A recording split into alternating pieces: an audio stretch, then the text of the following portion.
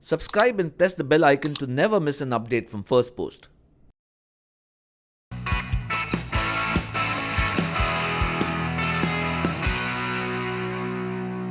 Karan Johar was mocking me, and of course Hrithik Roshan and his father were trying to target me. Parul Sharma was writing letters on social media, and then Aditya Pancholi with his wife were filing a case, and then Ketan Mehta went to EOW. Can one of these people back off? maybe one. Hi Kangana, welcome.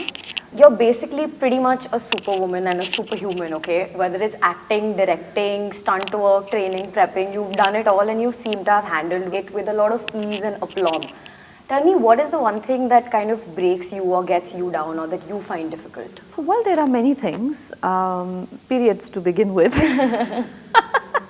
Yes, I feel you. It's like you never really get used to it. Yeah. You know, you just feel that there are days when you feel like a superwoman, and then you feel like what I just don't feel like I should live anymore. You know, you just feel so bad. Yeah.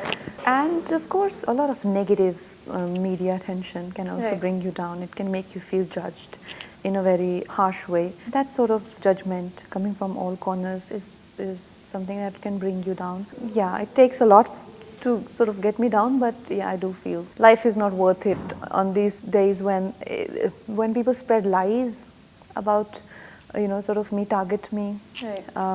Not small controversies, like how I think it's somewhere around the beginning of 2017 or something, when I was filming for this and my accident took place, and I think Ketan Mehta went to EOW and Apurva Asrani was writing very big letters on social media, and then Aditya Pancholi with his wife were filing a case, and then Karan Johar was mocking me, and it was just, there was a fight, and of course Hrithik Roshan and his father were trying to target me, and there were these 5-6 things that were just going on all together, and I'm like, okay, fine, I don't have to do anything. I'm like, I don't have to worry about it, I just have to focus on my work.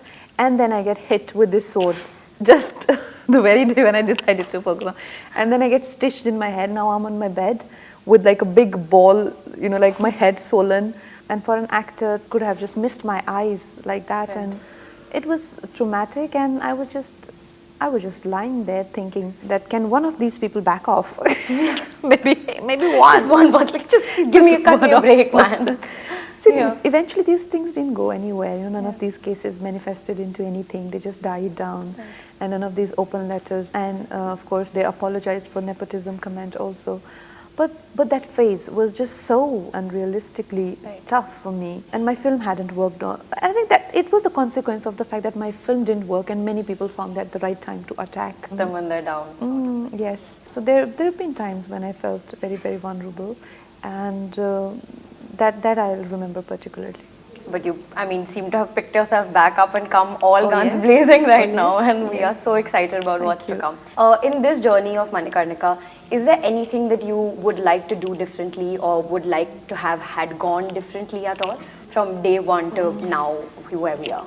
Well, I remember when Kamal Jain first came to me and we were thinking about the directors who to hire. So we had already spoken to Nick Powell. So I remember him telling me that because it's such an emotional film, apart from action, and action, you have an action director. So the film, why don't you direct it? Because half the film is action, and then what the drama is, who better than a woman can do it? And I was like, no, I just don't feel like, fighting the battle and all of it. It'll be just too exhausting for me. And I don't have so much time to give to one film, because I can give you 120 days, but as a director, it would take more than, 600 days at least. So I said no to it, but eventually I had to do it.